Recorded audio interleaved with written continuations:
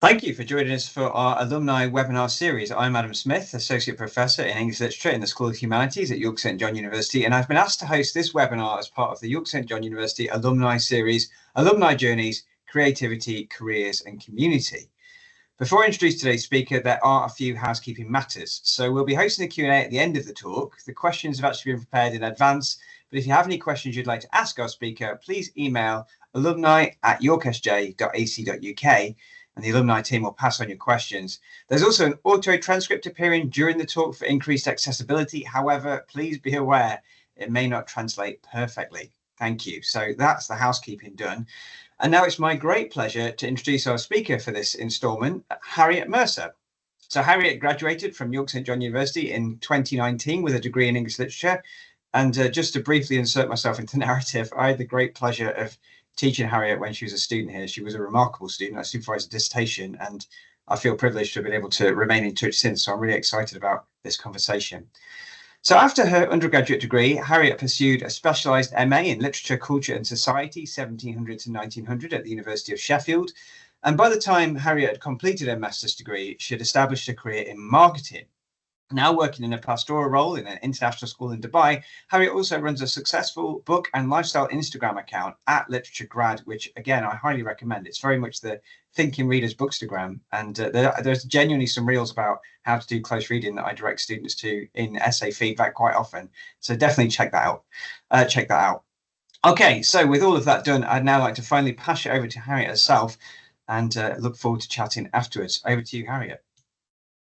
Hey Adam, that's a very kind introduction. I had no idea that you actually directed students to those reels, so that's a bit of information, which is good to know.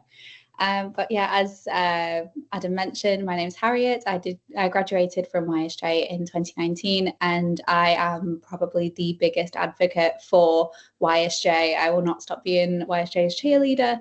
And you know, my YSJ journey actually started about a year before I ever stepped foot onto campus. You know, I was in my first year of sixth form, and I felt a little bit directionless. I hadn't really hit my stride yet. I didn't even know whether I wanted to go to university at all. And I was actually Christmas shopping in York and just instantly fell in love with the city and kind of decided there and then that somehow or other I would be living in York and attending university. I knew that my favourite subject was literature and that I really enjoyed it. But again, at that point, I wasn't really kind of clicking with it. After some very humbling AS level results, which definitely shows my age because I don't think those have been in circulation for about 10 years now. I got some extra help from my teachers with, you know, after school support, and I managed to work my way up to an A, which I was really, really proud of in my A levels. So at this point, I'd applied to both YSJ and Uni of York, and YSJ came back to me with an unconditional offer. I still remember when I got that through. I think I was on like the bus home or something, and I was, you know, I cannot tell you how much I was jumping up and down, just, you know, like a mad woman. Like that unconditional offer from YSJ was a huge turning point for me, knowing that, you know, YSJ had faith in me, even when I was still sitting on some disappointing results and sort of working hard to make up the grades. It just made me so sure that YSJ was the right place for me, and just that they would really kind of have you back. And I was so right. So I started YSJ in 2016 to study English literature. It was the era of, you know, kind of gothic-y, you know, everyone had big eyeliner and big eyebrows, and it was a time. I just turned 18. My birthday is at the end of July, so I was about, you know, just turned 18 like six weeks before I started YSJ, and I knew that this was kind of my place as soon as I'd arrived on campus. I lived in St John Central, which is right in the centre of town, in York, which I absolutely adored. I think the accommodation was only like 2 or 3 years old at that time, so it's quite swanky. I'd never, you know, I'd never lived away from home. I'd never had a bathroom to myself before, and I was just like, this is it. I'm independent now, you know, just turned 18. And, you know, thankfully, I found my way around pretty quick. You know, there's a few little snicker ways there's a few shortcuts to get to YSJ from the centre of town. And yeah, I just kind of really felt at home in York very, very soon. What I did, which upon reflection I've realised is quite odd, is that I went to York about a month before I started YSJ, and I knew that I was going to have to work throughout my studies. I was needing obviously student finance and all the rest of it, but I knew that I'd need a part-time job to be able to prop up my income whilst I was at university. So I went to York about a month before I was going to move, and I basically just handed a CV to whoever would take one. Basically, at that point, I'd worked in, pubs, restaurants, even McDonald's for a stint, which, as you can imagine, was extremely glamorous. And essentially, I'd set up interviews and a few things before I'd even got to York, which really just helped me to be that step ahead. Because what you'll find in September is that, all of the small businesses and shops and restaurants and things have an influx of applications from September. So getting ahead of the curve like that just meant that I had a secure job before I even stepped foot onto campus. So very much from my first day in YSJ, I was juggling uni lectures, reading, seminar prep, discussions, and at least 24 hours of part-time work every single week. So I realized automatically this is going to be a lot to handle and a lot to juggle. And something that struck me was that, I was very much the minority in my friendship group. A lot of my friends didn't have part-time work. They were just, doing their, studies full time, which is great. But I definitely found that working alongside my degree was really, really enriching, and it helped me to feel at home in the city a lot quicker, especially quicker than my peers. I was also heavily involved with my university's dance club the whole way through my university experience. It's where I met my best friends and the people that I've, stayed in contact with after uni. They've all been dancers. So in my first year, I was part of the competition team, and it was a great experience traveling around the country and, seeing all of the different university campuses and just seeing how much prettier and nicer YSJ was. So I essentially was part of the contemporary team, but I also did a bunch of different classes and just spent goodness knows how many hours doing dance every single week. So in the first year of my YSJ experience, obviously I was coming into an English literature degree, I had my A in my A level, and I was like, oh yeah, I know everything that there is to know here. And I remember there was one of the first lectures, I think it was Dr. Fraser Mann, that was presenting, and they'd said that one of the books on this, it was like an introductory module. I'd already kind of studied at A level, and I was like, oh yeah, I've got this. Turns out I did not quite have it. So essentially, in the first year of your YSJ English Literature program, you're given a lot of compulsory modules to introduce you into a wide range of topic and ideas. And I remember one of the first seminars on the forms of narrative module, I just had my mind absolutely blown. I was thinking about literature in a way that I had never thought to think of literature before. It very much, I think, the first year of your English literature degree spends the time deconstructing everything that you had to learn through your A-level studies. That kind of tick box exercise. Oh, you need to include this. You need to include this.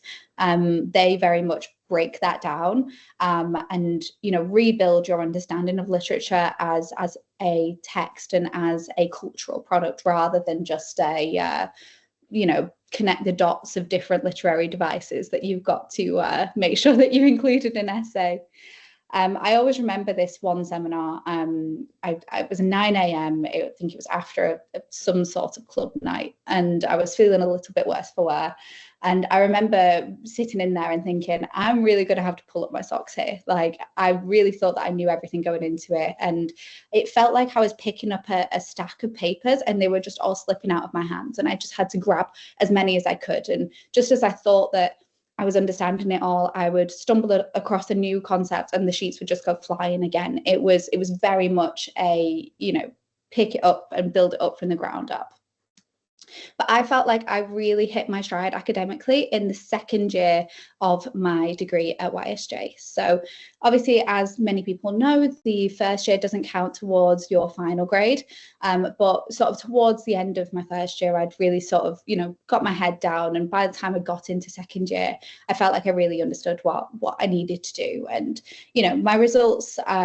So for me, with my results from my first semester of second year, they weren't bad. had, but I just had higher hopes for myself. So this was very much like a kick up the bum to say like, okay, we're really going to need to get involved here. So in the second semester of my second year, I really started treating uni like a 9 to 5. So I'd be in the uni all day, I'd be in the library all day. Very much for me, my environment has to be completely silent when I'm working or when I'm studying. So I would be in the silent floor of the library all day. All of my friends would go home between lectures, and I would be very much in the library. I'd stay, I'd do the prep work for the next day. I knew that if I wanted to get the work done and I wanted to do well, which I knew that I did, I would have to be in there doing the work, which I think it sounds so obvious in hindsight, but realistically getting into that mindset when you're a student and when you are still sort of 18, 19 years old, all of your friends are saying, oh, it'll be fine, just go home, it like, you know, chill, have some Netflix on in the background. For me, that just wasn't an option. I know that some people really thrive in those kind of chilled environments. That's just not how my brain functions. I need to be in complete silence. So I'd very much be, you know, in the, you know, lecture from 9 a.m. to 10 a.m. Then I'd be in the library from 10 till 12. Then I'd have a seminar in the afternoon. Then I might have to go to, you know, a work shift or a dance rehearsal or something afterwards. So honestly, when I think back to my second year of university, I don't think I've ever been busier. I was just constantly getting my work done. And I think it's this mindset shift that really set me up for success in my degree. In retrospect, and as a working professional, you realize that that really is the bare minimum. You should really be doing that if you want to achieve. You need to be sort of prepared to do the work and not just, you know, create these beautiful plans and mind maps, but actually sit down and get it done. It also helped at this point that I'd started to specialise in the areas that I was interested in. So namely for me, the 18th and 19th centuries. I worked very closely with Adam across a lot of different modules throughout my degree. And I just found the way that, you know, his work and all of the, you know, his colleagues and the amazing literature team out by ISJ, how they just interacted with the 18th and 19th centuries, found it, you know, it was fascinating for me. I'd actually signed up to do the 18th century module in a bit of a rush. I was traveling in the summer between when I was picking these modules, and I'd picked the 18th century module, and I sat down, and on the first day it was Dr. Kaylee Kramer, who, as if anyone who's ever met her, she is a powerhouse. I sat down and I was like, I realized that I had picked the wrong century. I thought that we were doing 19th century literature, not 18th century, which, as you can imagine, was very grounding when I got in there.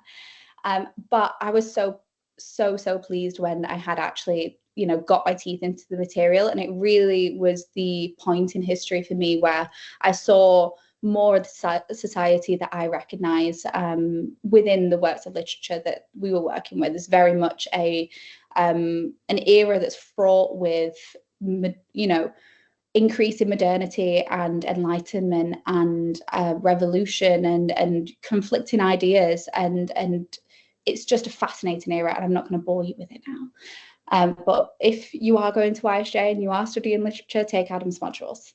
I'd taken some great modules on American writing, war narratives, Gothic and horror, but it was really Romanticism and the 18th century that, you know, it excited me and really kind of weaseled its way into my mind. And it was around this time that I started my book Instagram. To start it was really more of a hobby than anything else. I wanted to document the books that I was reading sort of week on week, and of course have some very aesthetically pleasing pictures of the inordinate amounts of coffee that I would drink on a weekly basis and still do.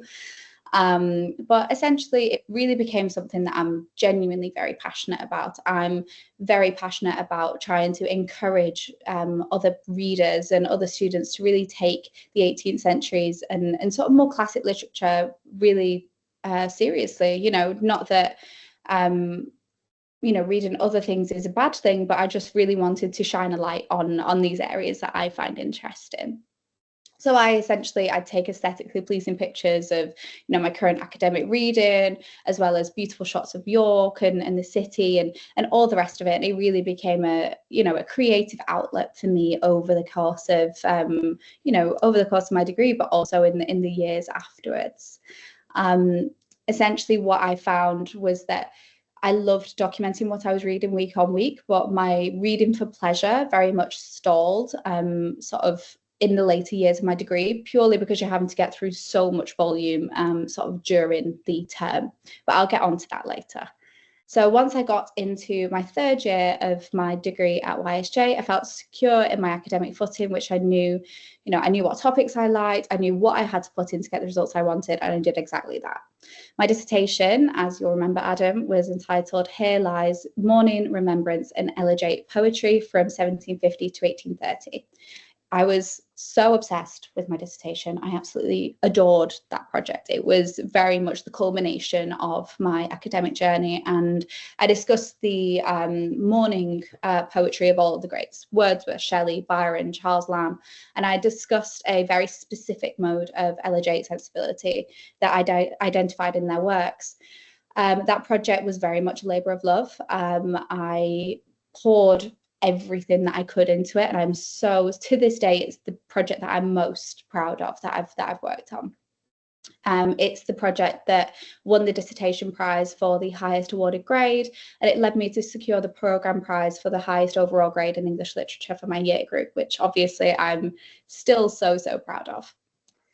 After my undergrad, I pursued a specialised MA in Literature, Culture and Society, 1700 to 1900 at the University of Sheffield. At the time, YSJ didn't offer a general master's programme outside of contemporary literature. I'm so glad to say that they do now, as I would have 100% stayed at YSJ had they had that in my day. I chose to study part-time at Sheffield because largely due to financial reasons, to be honest with you.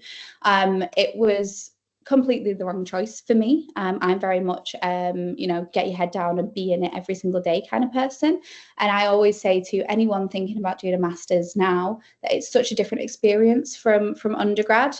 If you want to emulate that same experience, just wait a little while, save up some money and study full time.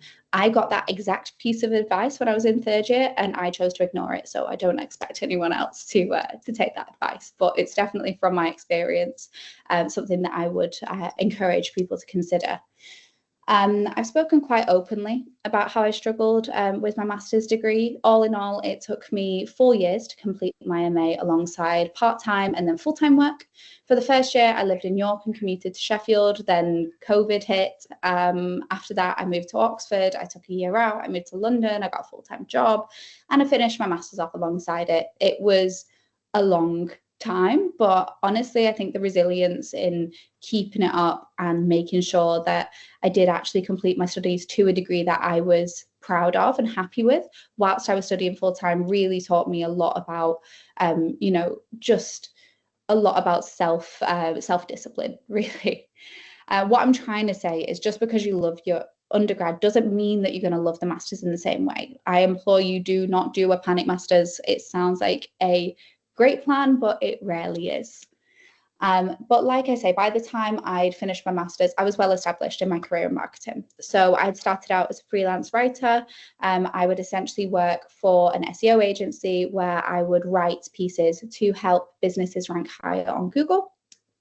I would essentially create these pieces for various different businesses and send them through to the agency, who would then, distribute them according to their clients. The way that I got this role was actually after tearing apart a dissertation of a friend who went on to found a digital marketing agency. So it was his hand-in date, and I basically said, there's no way that you can hand this in and actually get a decent grade. And from there, he decided that I was probably going to be good at writing content. When the time came that he needed writers, I sent over my CV and some of my writing samples, and I got the job. I quickly made my way up to a full-time position. I got a promotion to a content manager, leading a team of writers, which I really enjoyed, but I definitely didn't have the skills or experience I needed to have for leading a team in my early 20s, as I don't think any kind of 21, 22-year-old actually has.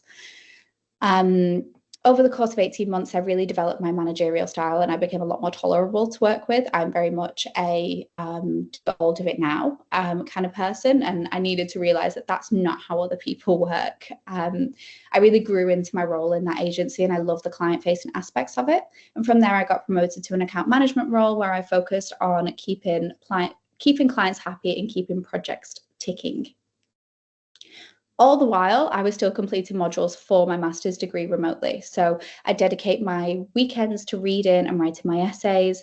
I bought a membership to Senate House Library when I lived in London, and I was writing my essays when I wasn't working. So it was a lot of late nights, it was a lot of evenings, it was a lot of weekends, but ultimately I'd use my annual leave for the weeks prior to my assignments to make sure I had enough time to get them done. And I really worked myself so hard whilst I was living in London. And that membership to the Senate House Library was a lifeline, because if anyone knows sort of studying remotely and not being near your university campus, it's so difficult to get all of the books that you need to be able to actually do a good job in your essays and have access to the resources that you need. So by the time my master's dissertation rolled around, I'd been thinking about my topic for a very long time because it had taken me so long to do the degree. My ideas had evolved so much over the 4 years that I had been studying, and it was really challenging for me to be able to access, all of the resources that I needed, like I've mentioned. Very much when I'd narrowed down that I wanted to work on labouring class poetry in the 18th and 19th centuries, I'd kind of narrowed this all down with my supervisor for my master's dissertation, Maddie Callahan, who is incredible. If you've ever met her, she's honestly such a legend. I think she's actually the reason why I applied to Sheffield from Adam's recommendation, because Maddie is just amazing. We really clicked and she was so patient with me, even when I had to delay and all the rest of it with life happening. So very much the University of Sheffield Library Postal Service and the Senate House Library and the lemon and poppy seed muffins from Waterstones and Gower Street became my lifeline throughout this period. Maddie Callahan's guidance throughout my master's dissertation was invaluable. I've no doubt I wouldn't have done as well in my MA without her. She is phenomenal. My master's dissertation was about labouring class poetry. It was about the development of sensibilities during the time where patronage and independent publishing was really inaccessible. So I wrote on the work of James Woodhouse, Anne Yearsley and John Clare, and it was a really interesting project. All of this time, like I mentioned, I was working full-time in a digital marketing agency and account management role. At this time, I was headhunted for a similar position in Dubai. So my partner and I had been discussing moving abroad for quite a while, and so it felt quite serendipitous when this fell into my LinkedIn inbox. I underwent a really extensive interview process. It was about 6 rounds of interviews and tasks and all the rest of it, and all of the while I was still working full-time and completing my master's on the weekends. I did manage to secure the job, and from September 2023, I moved out to the Middle East to work in the leading digital marketing agency over there. So it was after I'd accepted the role and I was tying everything up in my London job and I'd completed my dissertation on my 25th birthday. It was just a really proud moment for me. It felt very much like closing one chapter and starting another, which was a really kind of important milestone for me. I'd handed in my 12,000 word dissertation on the work of Woodhouse, Yearsley and John Clare. My John Clare chapter was by far the best, and in hindsight, I should have just focused on his work. Even still, even with all of the speed bumps and all of the roadblocks in the way, I managed to get a distinction in my master's overall, which I was so proud of. So whilst pursuing my career and finishing off my MA and all the rest of it, my literature Instagram was essentially gathering dust. I really didn't have enough time to dedicate to it to keep it going. But when I moved to Dubai and I was, with my 9-to-5 job, I decided to put the extra time and energy that I had left over working on, I've been used to working crazy hours and all the rest of it. So I spent all of that time building a great community on my Instagram page. I wanted to rediscover reading for fun after my studies. I found that after years of studying text, my love of reading fell by the wayside. I challenged myself to read a book a month in 2024, and for a slow reader, for me, that's actually quite a challenge. I actively learned to spend time reading just for fun and not having to, analyze every single line of a book or a text just for the sake of it. My Instagram then took off since I, restarted it in 2024. My followers have tripled. I'm now posting more lifestyle content, and sort of more working on building a community of readers in Dubai, which is going well. After a year at the digital marketing agency, I started to feel like something was a little off. I liked my work, I liked my co-workers, but it didn't have the kind of fulfillment that I was looking for. So I decided to take some time away from corporate life and work in a pastoral role in an international school here in Dubai.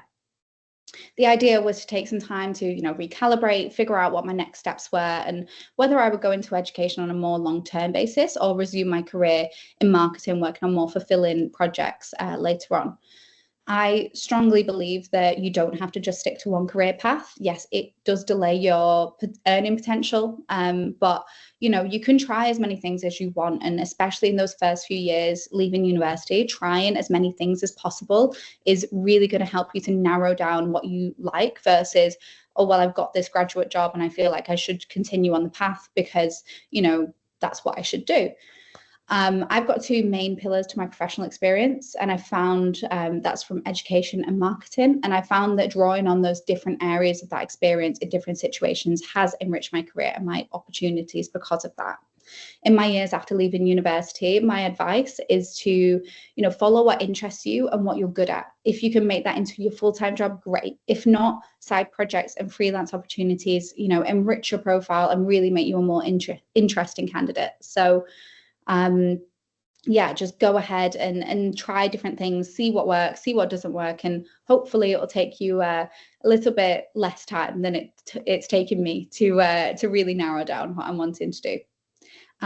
But yeah, essentially that's where I'm at, and that's my summary. No, that was wonderful, Harriet. Like I said, we've kept in touch since you did your degree, but I've not heard about it in that much detail, and it's just lovely listening to you because you're such a reflective speaker as well. Like, it's clear that you don't just do these things, you think a lot about them and what they mean and stuff, and I think our audience really lucky to hear you talk about all this, so thank you for that. That was lovely. Thank you. It pays off being a professional overthinker then.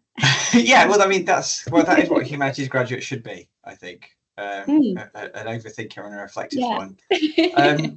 So I've got some questions for you now then, and I've been editing them as you've been talking because I think you've covered some, and also some things occurred to me whilst you're speaking. But we'll start off with a nice one. Well, they're all nice, but we'll start off with a fun one. So do you have a favourite memory from your time at York St John University?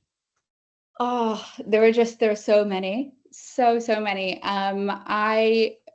It's not necessarily a memory, but just I think in the middle of my second year, when I was just in that flat out bit of working, I think I worked like 30 hours a week at that point. I was also studying, I was going to dance, and I remember there was this one day where I was in uni from 9 a.m.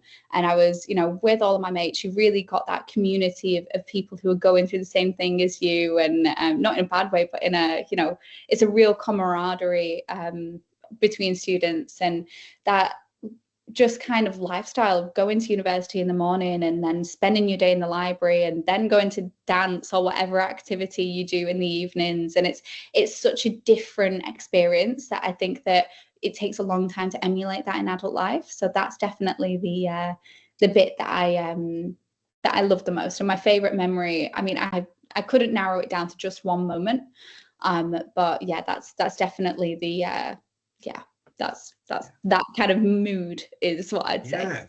So second year basically was the bit where it clicked. Yeah. Definitely. Yeah. Very interesting. Lovely. Yeah. I do have your dissertation here because I use it. So when I'm supervising students now, I as it gets to like the last supervision where they're panicking about formatting and what it should look like and stuff, I've got 3. So I've got yours and 2 others from different years, and I say, like, here's some really good ones, because apparently pedagogically it's good to show them what a good one looks like. So so I'm actually even more familiar with your dissertation than I was when you wrote it over the previous years. So yeah, are there any, so something we do on the degree now is we try in the second year. It's interesting you identified second year, because this is where we try to do this now.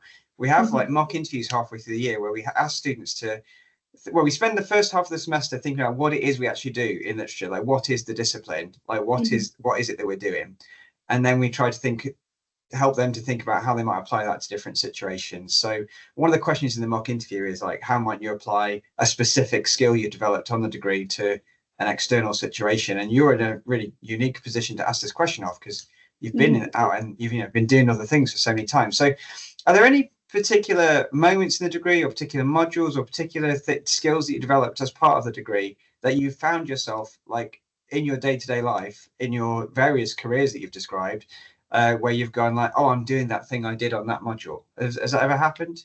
Yeah, I mean, I would say that definitely close reading is one of the skills that has been the most useful, especially in my sort of editorial and content, skills within both, the freelance work that I've done, and also in my more editorial roles. That's definitely the one that I've had the most practical application of, sort of after university, sort of in my career.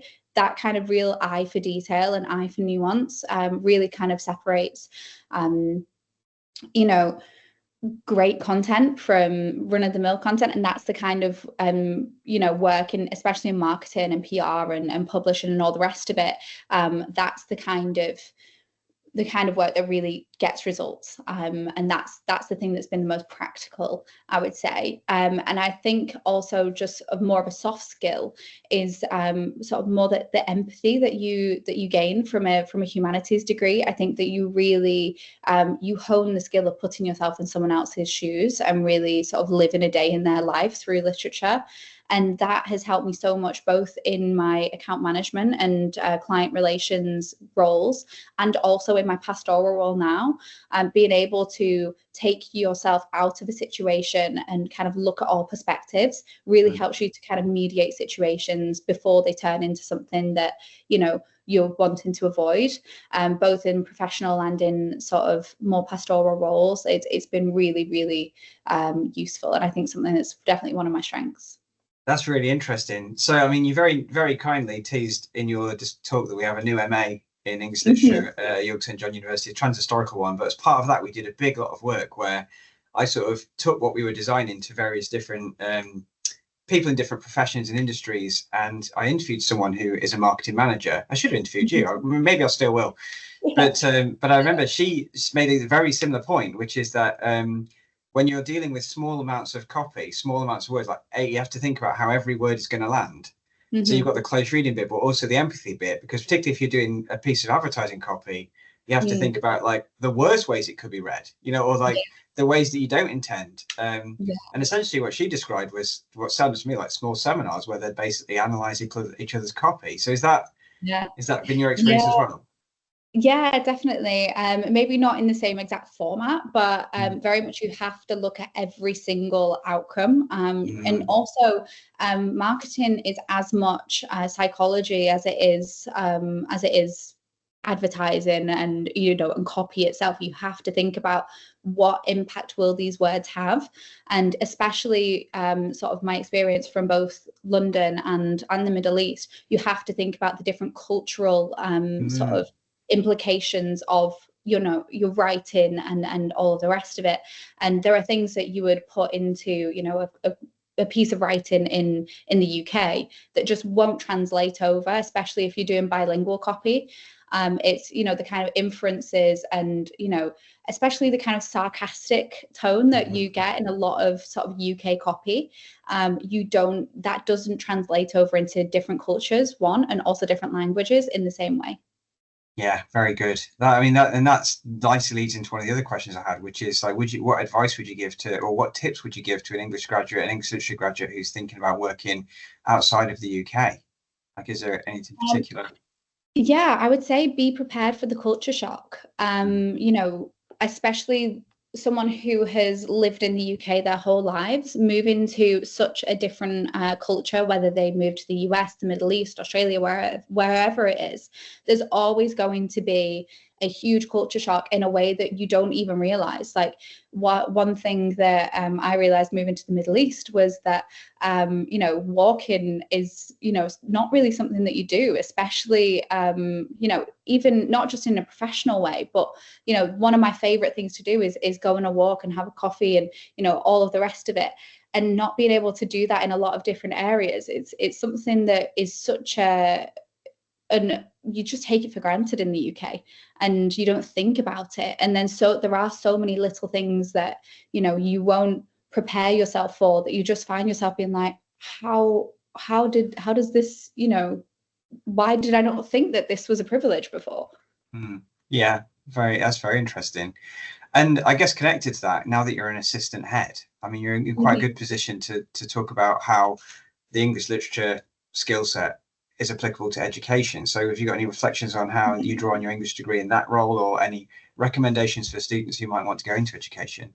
Yeah, absolutely. So I mean, I'm in my title is assistant head of house, but it's more of a pastoral role really. So I take the lead on pastoral care really of our students, and skills from the literature degree that come into that, and that really play into it. Obviously, you've got the academic skills that you learn throughout your degree, the time management, the getting down and actually just getting your head into the gear.